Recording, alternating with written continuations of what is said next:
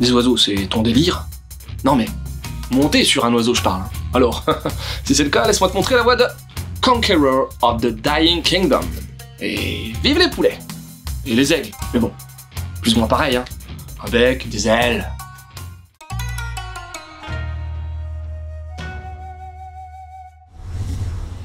L'histoire. Bon, un type de... je sais pas vraiment quel âge, mais un adulte quoi, ayant une vie assez bidon au demeurant, assiste à un accident d'une petite fille qui tombe à l'eau. Il décide de la sauver, mais voilà, il y laisse sa peau. Résultat des comptes, résurrection dans un monde médiéval fantastique, mais dans une famille assez sympa puisque le père est éleveur d'oiseaux. Mais d'oiseaux-monture. Ouais, c'est un peu comme des chevaux, car ils servent à se déplacer, mais aussi à faire la guerre. Chocobo quoi. La réincarnation se fait en mode bébé, mais Yuri, qui va grandir, garde plus ou moins des souvenirs de sa vie antérieure. Bref, la vie est cool, mais la guerre entre les différents royaumes rôde, et quand l'oncle de Yuri, chef du clan, va mourir, tout va s'emballer. Tu veux des infos? Attention, série hyper récente, débutée en 2022 dans le Comic Grado d'Overlap, fameux magazine d'isekai. Comme souvent, on a ici une adaptation en manga d'un light novel créé par Fudeorka et designé par Toei8 Tohachi. Et donc, le mangaka, c'est Sabiku Muramasa, aka Muraji. Chez nous, ce Conqueror of the Dying Kingdom sort grâce à Doki Doki, éditeur spécialisé dans le fait de dénicher de jeunes licences à potentiel. Je dis ça, mais en fait, à peu près tous les éditeurs le font, alors. Format classique, édition classique, mais un papier bien dense, qui fait tout sauf cheapos. Mon avis? Bon, tu sais ce que je pense des isekai, hein? Je suis pas fan. Ici, franchement, je capte pas le délire de l'isekai.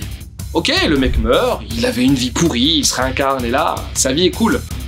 Mais pour le moment, les faits de son ancienne vie lui apportent pas grand chose et sans deck, on aurait quasi pu avoir la même histoire sans ces 4-5 pages d'intro isekaisantes. Et à part ça, Conqueror of the Dying Kingdom a pas mal de qualités. Techniquement, c'est propre. Très soigné, des oiseaux et des décors super bien représentés, visage expressif et une mise en case assez dynamique sans pour autant en faire des caisses. Yuri a de nombreux talents qui vont orienter sa nouvelle vie, sa famille joue un rôle important et le monde créé est bien dense.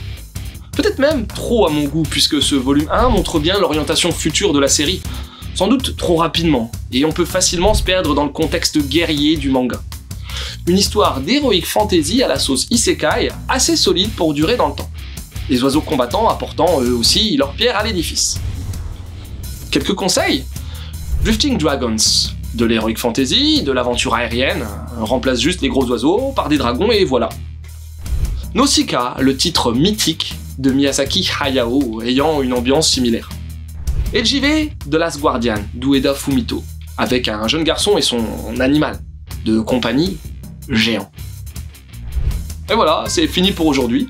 J'espère que cette petite vidéo t'aura donné envie de lire Conqueror of the Dying Kingdom. Sur ce, je te laisse et continue de suivre la voie du manga.